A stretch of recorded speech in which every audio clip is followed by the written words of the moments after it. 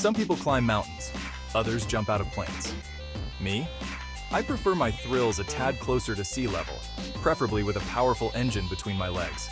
But let's be clear, I'm a sensible bloke. I wouldn't go poking a giant cargo ship with a stick, now would I? Our story, however, isn't about me. It's about a chap who, shall we say, had a slightly different definition of sensible. This fellow, let's call him Nigel, loved his jet ski. He loved the speed, the spray, the sheer audacity of it all. But mostly, he loved showing off. Now, Nigel wasn't a bad bloke, just a bit easily impressed by his own daring. He'd seen those documentaries, you know, the ones with the dramatic music and the whales breaching majestically. Yeah, those ones. Except Nigel, after a few too many beers, decided he could outmaneuver a cargo ship. The day was bright, the sea was calm, and a certain someone was feeling particularly confident. Ignoring the sensible voice in his head, we all have one, some are just quieter than others, Nigel decided to spice things up. A quick glance over his shoulder confirmed it. A colossal cargo ship, its hull a towering wall of steel, was steadily approaching. What happened next could only be described as a masterclass in terrible decision-making.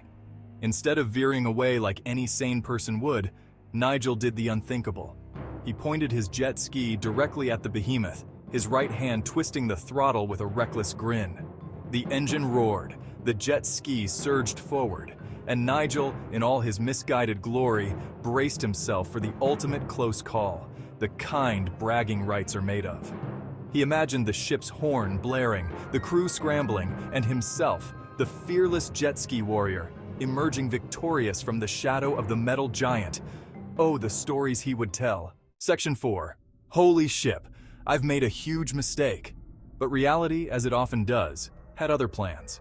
As Nigel approached the ship, a chilling realization washed over him, colder than the spray of the sea. This thing was massive, like skyscraper on the water massive. The hull seemed to stretch endlessly, dwarfing his little jet ski like a dinghy next to a battleship. And then he saw them, the propellers. Two monstrous whirls of metal, churning the water into a frothy chaos that made his blood run cold. His once confident grin morphed into a look of abject terror as the true scale of his misjudgment sunk in. This wasn't a close call. This was a one-way ticket to a very bad time. Section 5. Bubble trouble. A science lesson you don't want. Now, you might be wondering, why didn't Nigel just steer away? Well, dear reader, remember those churning propellers? They weren't just creating a whirlpool, they were churning air into the water. A churning mass of tiny bubbles that spelled big trouble for our reckless friend. You see, water mixed with air is a lot less dense than plain old water. And what happens to things that are less dense? That's right, they sink. Nigel, still clinging to his beloved jet ski, found himself rapidly descending, the water level rising around him like a scene from a particularly bad maritime horror movie. Section 6. Saved by the slow ship, a narrow escape. Panic set in. Nigel thrashed and kicked, his earlier bravado replaced by a primal fear of being sucked into the abyss. But just as the situation seemed at its bleakest, fate, in all its ironic glory, intervened. The cargo ship, moving at a snail's pace, because let's be honest, these things are hardly built for speed, finally lumbered past. The churning propellers moved with it, their deadly embrace receding like a receding hairline. Nigel and his trusty jet ski, now precariously close to becoming an underwater art installation, bobbed back to the surface, gasping for air and most likely a stiff drink. Section 7. A titanic lesson in humility. Nigel, soaked to the bone and thoroughly humbled, hightailed it back to shore, his tail firmly between his legs. He'd cheated death, or at least a very embarrassing afternoon, and lived to tell the tale.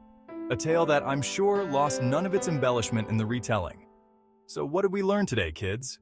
That's right, never underestimate the sheer size and power of a cargo ship.